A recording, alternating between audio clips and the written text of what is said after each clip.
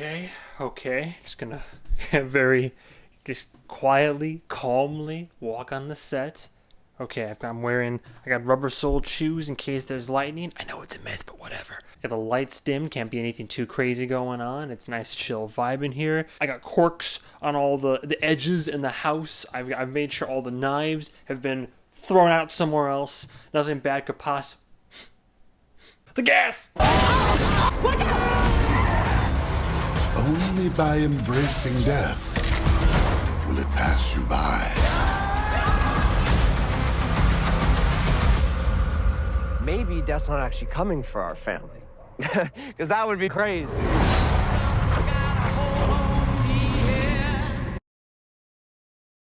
And today we have, for the first time in over a decade, might I say, Final Destination Bloodlines.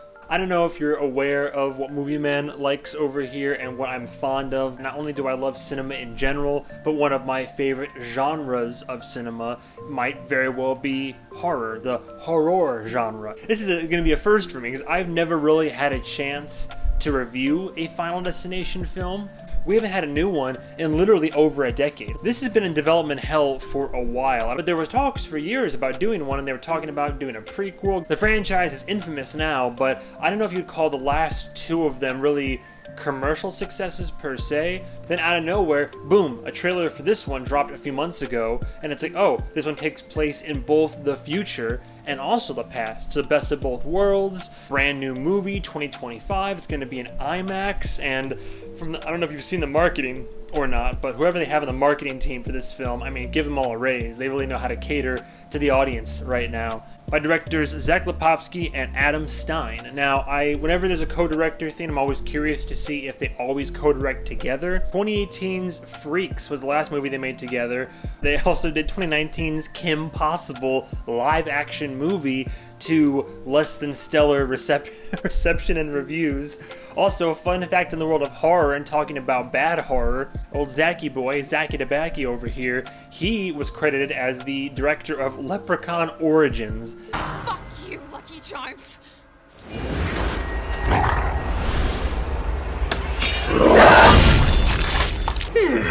A friend with weed is a friend indeed. And it's a weird filmography, man. How they got saddled with this, I don't know. But I'll tell you right now, they definitely handled it well. Arguably not like super well-known actors, right? But that's cool because now they're getting a chance to shine in a big Hollywood blockbuster film as opposed to being forever relegated to the shadow realm of IMDb's, like hidden talents. The main star of this would be Caitlin Santawana, who is most known for 2 episodes of the Flash TV series, and the most noteworthy film she appears to have been in was The Friendship Game. Now, technically, you could say that her brother is other protagonist. I do want to bring up, I think, who is sure to be a fan favorite, but was definitely a highlight for me, Richard Harmon. He has a sizable role in The 100, which is a show I've been told to watch. Cooler fact to me, which I have to go back and watch because I'm sure that I'll immediately recognize him. Like, oh...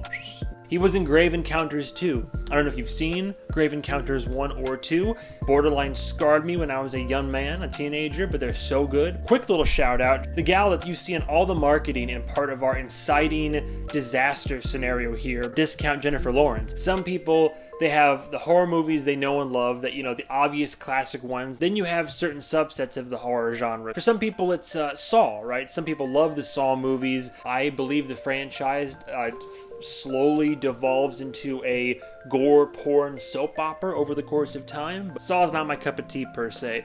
But what always got me for some reason was Final Destination movies. And it's something about them, right? Provoke anxiety and make you fearful and give everything a second glance, like everything in your house, in the world.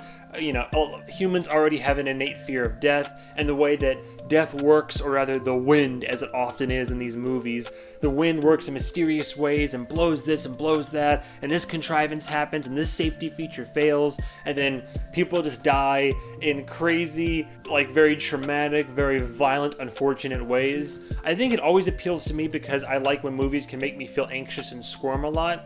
I always love when horror movies are creative and especially violent. You see it coming, because, you know, everybody's gonna die, right? But like these deaths, like usually I don't see these coming, and they are wacky and unbelievably creative and unfortunate and violent, and make you just like, oh, what's gonna happen, huh?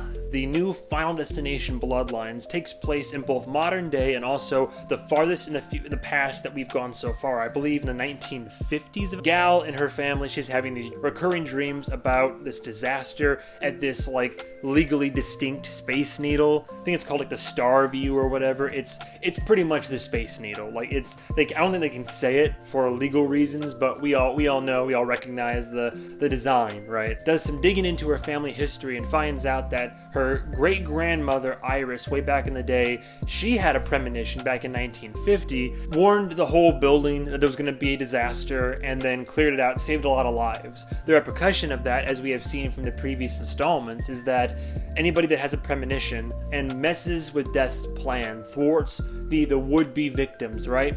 Death is going to come back one way or another and take out the people that were supposed to die in the order they were supposed to die. Of course, there's always miscellaneous caveats and rules, but more or less we catch up to modern day, and Death is taking out every person that was there that evening in that restaurant that would have died, except for the grandmother and her family, because they never were meant to exist. So now Death is slowly coming for them, finally catching up on this, you know, like 50-plus year-long vendetta, and then you have your movie. I loved it. I thought it was very enjoyable. It's not quite perfect, but this movie was so much fun. The creativity in this film and the violent kills, if you're adverse to gore and violence and watching people be scared and eventually get hunted down by the invisible force that comes for us all eventually, it's not going to be your cup of tea. Is it an Oscar-winning film?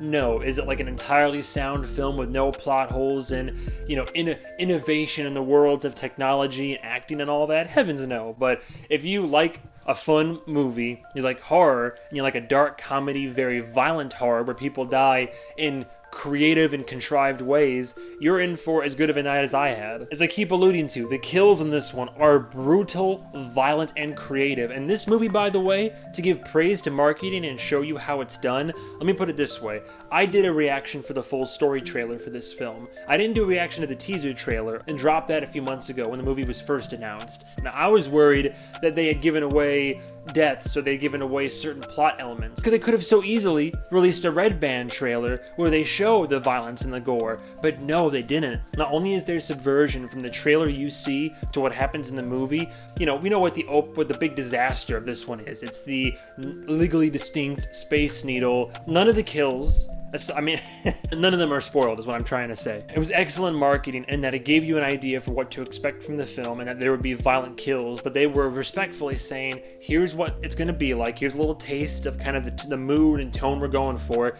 If you want to see the kills, come to the theater, check them out. And I respect that, and I loved it. My experience was not soiled. They're so self-aware, the people that made this film and did the marketing for it, and it shows. It paid off. Honestly, even great performances. Like, I cared about characters and I was interested in the narrative. I really was. Whether it was our main protagonist and her brother trying to figure out Death's plan, what's going on, how to survive it, how to look out for the signs, what can we even do, or the supporting cast of characters in the family, the varying personality types, and some of them you like would hate, some of them you thought were funny or might be annoying, some of them were like endearing and seemed really innocent or sweet, and everybody's on the table. Nobody's safe in this film. I felt bad when some of these people died. Like, some of them I'm like, okay, well, maybe you had it coming, right? But there are some people where I'm like, oh my god. If you don't know, all the Final Destination movies have one big disaster, like the Seattle Space Needle restaurant thing, which works on so many different levels. It's another great addition to the Hall of Fame big disasters of Final Destination. And see it in IMAX if you can. This movie just came out this last weekend as of the day that I'm recording this. It is one of those films that, although the aspect ratio changes a lot, the IMAX sequences, the visuals, the audio, there's great sound effects and Foley work making the deaths all more gruesome and traumatic. Occasional little jump scare moments here and there to keep you on your toes or to ramp up the tension, but done so in a way that I would argue is tasteful, at least. The only negatives that I had, the ending sequence of events, a little bit underwhelming. still a great experience overall, cumulatively. But when you're watching the film, and you might think it's intense, you might like it a lot, but I'll warn you now, from my opinion, with how big and great and gruesome the entire movie is, from like the beginning all the way up until the end, it's just kind of just a letdown, right? But then those last few minutes of it kind of make up for it a little bit. It's one last little like chef's kiss. One of my friends brought this point up, and I can't help but agree. I'm a big on practical effects, right? And not to say this film doesn't have practical effects, because believe you me, it certainly does. They made history by having the like Guinness World Record for like oldest female stunt performer on fire. They had that in this movie. They had some kills that like were practically done and are done gruesomely so. But for all the good stuff, they also use a lot of visual effects, like a lot of VFX and digital work. And now I personally believe that it was a good amalgamation of both. There's some things you just can't do practically. That just would have been even cooler. A lot of it is done practically. I don't want to discount that, but there are some scenes where it looks good, but you can tell it's digital. And I'm just thinking like, before I give my final score for Final Destination Bloodlines, I want to say rest in peace to Tony Todd, horror legend. I thought this would have been as good of a time as any to give him a shout out, and seeing as how he was such a memorable part of the franchise in the past, I'm glad they brought him back one last time. This being his final scene in the franchise. Life is precious.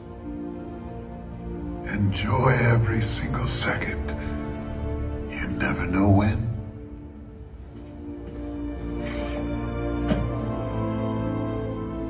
Good luck.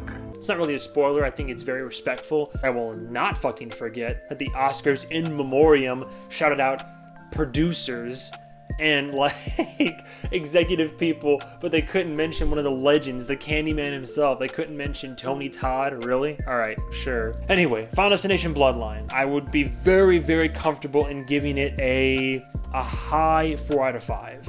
A high 4 out of 5. It is up there. I can't call it perfect, and I could have forgiven the digital trickery throughout the film if that climax hadn't been as underwhelming as it was. Just to be a banner the whole time and then to kind of fall flat toward the end, like, it's just unfortunate. I don't know if I would say it's the best in the franchise so far, but it's definitely like one of the best. It's got like just the quality, the consistency. This is a way to respectfully and properly resurrect what was thought to be a decade plus old Dead in the Water franchise the right way. So after the success of this one, I'd imagine they got to keep doing more. It's one of those films where it's you have anxiety throughout the film, but in a good way. Like this movie, I literally, like, my anxiety the entire film, I was just like, oh my god, what's gonna happen? I felt like the main characters.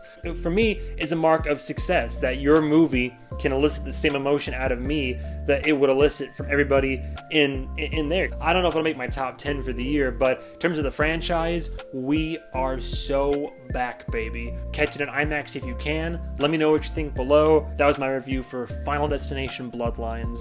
Stay tuned for the next episode of whatever movie I review next. Goodbye, travelers.